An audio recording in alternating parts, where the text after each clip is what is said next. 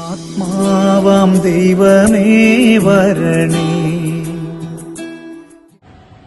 പിതാവിന്റെയും പുത്രന്റെയും പരിശുദ്ധാത്മാവിന്റെയും നാമത്തിൽ പരിശുദ്ധ പരമ ദിവ്യകാരുണ്യത്തിന് എന്നേരവും ആരാധനയും സ്തുതിയും പുകഴ്ചയും ഉണ്ടായിരിക്കട്ടെ. പരിശുദ്ധ പരമ ദിവ്യകാരുണ്യത്തിന് എന്നേരവും ആരാധനയും സ്തുതിയും പുകഴ്ചയും ഉണ്ടായിരിക്കട്ടെ.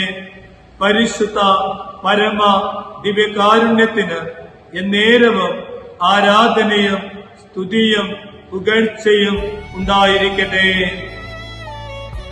ഡിസംബർ 20 ഇന്നത്തെ വിശുദ്ധ ബലിമധ്യേ നമ്മുടെ വിചിന്തനത്തിനു വേണ്ടി സഭ നമുക്ക് നൽകിയിരിക്കുന്ന ദൈവത്തിന്റെ വചനങ്ങൾ യെശയ്യാ പ്രവാചകന്റെ പുസ്തകത്തിൽ നിന്നുള്ള 7-ാം അധ്യായം 10 മുതൽ 14 വരെയുള്ള വാക്യങ്ങളും ലൂക്കായുടെ സുവിശേഷം 1-ാം അധ്യായം 26 മുതൽ 38 വരെയുള്ള വാക്യങ്ങളാണ്.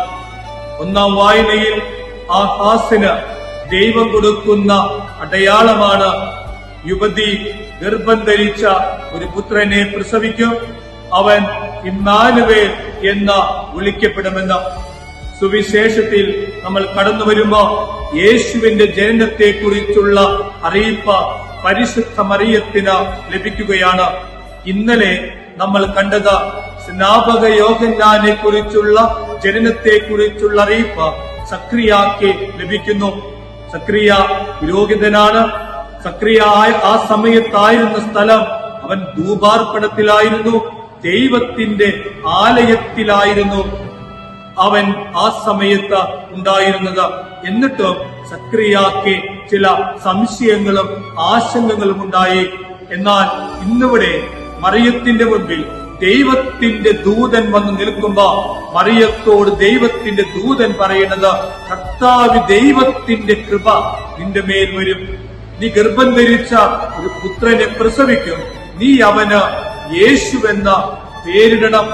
മറിയം ചോദിക്കുന്നത്, എന്താണ് ഞാൻ ചെയ്യേണ്ടത്? എപ്രകാരമായിരിക്കും ഈ ശിശു ജനിക്കുക? മറിയത്തോട് ആ ശിശു എങ്ങനെയാണ് ജനിക്കുമെന്ന് പറയുമ്പോ, പരിശുദ്ധാത്മാവ് നിന്റെ മേൽ വരും, അത്യുന്നതന്റെ ശക്തി നിന്നിൽ ആവസിക്കുമെന്ന ദൂതൻ അവളെ ഓർമ്മപ്പെടുത്തുകയാണ്. മറിയം ചോദിക്കാതെ തന്നെ ദൂതൻ അവൾക്കൊരു അടയാളം കൊടുക്കുന്നുണ്ട്.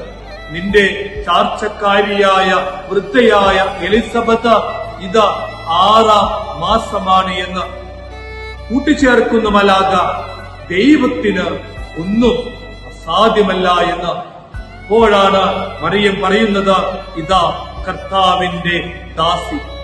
ദാസി എന്ന് പറഞ്ഞാൽ പൂർണ്ണമായിട്ട് ഞാൻ എന്നെ തന്നെ നിനക്ക് സമർപ്പിക്കുന്നു. ഞാനിനി എന്റെ സ്വന്തമല്ല, എനിക്ക് സ്വന്തമായ തീരുമാനങ്ങളില്ല, എനിക്ക് സ്വന്തമായ ജീവിതമില്ല, എനിക്ക് സ്വന്തമായ പദ്ധതിയില്ല, എല്ലാം നിന്റേതാണ് എന്ന് മറിയം നമ്മളെ ഓർമ്മപ്പെടുത്തുന്ന വലിയ ഒരു തിരിച്ചറിവുണ്ട്. എന്റെ ദൈവത്തിന് എന്നേക്കാൾ ബുദ്ധിയുണ്ട്.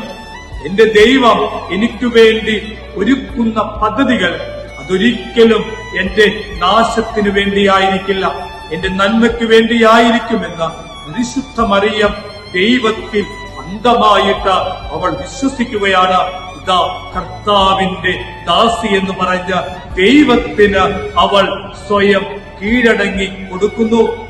നമ്മൾ ഇന്നേ ദിവസം ഈ ദൈവത്തിന്റെ വചനങ്ങൾ നമ്മൾ ഇന്ന് വിചിന്തനം ചെയ്യുമ്പോ 1-ാമത്തെ വായനയിൽ ജനിക്കാൻ പോകുന്ന ഇമ്മാനുവേലിനെ കുറിച്ച് ദൈവം ആഹാസ് രാജാവിന് മുന്നറിയിപ്പ് കൊടുക്കുമ്പോ ആ ഇമ്മാനുവേൽ പരിശുദ്ധ മറിയത്തിൽ നിന്നും ജനിക്കുവാൻ സ്വർഗം അവളെ തിരഞ്ഞെടുക്കുന്നതാണ് സുവിശേഷത്തിൽ നമ്മൾ കാണുന്നത്. നമുക്ക് പ്രാർത്ഥിക്കാം. ദൈവത്തിന് ഒന്നും അസാധ്യമല്ല എന്ന ദൂതന്റെ വാക്കുകൾ നമ്മുടെ ജീവിതത്തിലേക്ക് നമുക്ക് എടുക്കാം. നമുക്ക് ആ വാക്കുകൾ സ്വീകരിക്കാം.